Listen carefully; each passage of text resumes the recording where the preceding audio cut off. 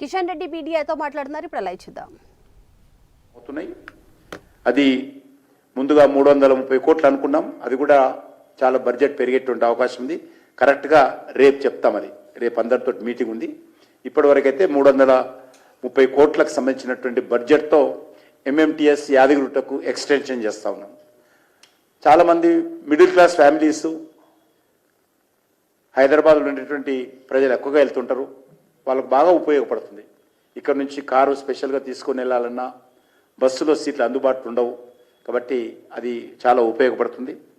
ఇది కాకుండా మరొక దేవస్థానం మీకు తెలుసు, కొమ్మరెల్లి మల్లన్న దేవస్థానం. హైదరాబాద్ నుంచి ప్రతిరోజు కొన్ని వేల మంది వెళ్తుంటారు. అది కూడా నేను చెప్పాను, పెద్దగా ఇక్కడ హైదరాబాద్లో ఉన్నటువంటి ప్రధానంగా యాదవ సామాజిక వర్గం కావచ్చు, కురుమ సామాజిక వర్గం కావచ్చు, ఆ రకంగా చూస్తే అందరం వెళ్తాం. మేము మనందరం వెళ్తాం. ఆ రకంగా మొత్తం తెలంగాణ అంతా కూడా ప్రతి వారం వెళ్ళేటువంటి భక్తులు ఉన్నారు. అంత కమిటెడ్ భక్తులు ఉన్నారు. ఎవ్రీ వీక్ దర్శనం చేసుకుంటారు. అది దృష్టిలో పెట్టుకొని కొమ్మరవెల్లిలో న్యూ రైల్వే స్టేషన్ ఫౌండేషన్ వేశాం.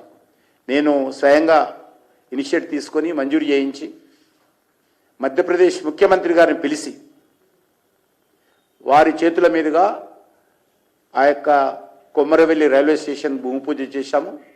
అది కూడా జనవరిలో చాలా వేగంగా పనులు పూర్తయిపోయినాయి. ఆ యొక్క రైల్వే స్టేషన్ కూడా కొమ్మరవెల్లి భక్తుల సౌకర్యార్థం కోసం ఆ యొక్క రైల్వే స్టేషన్ కూడా వచ్చే జనవరిలో భక్తులకు డెడికేట్ చేస్తామని చెప్పి కూడా, స్వామివారికి డెడికేట్ చేస్తామని చెప్పి కూడా ఈ సందర్భంగా మనవి చేస్తా ఉన్నాను. ఇదే కాకుండా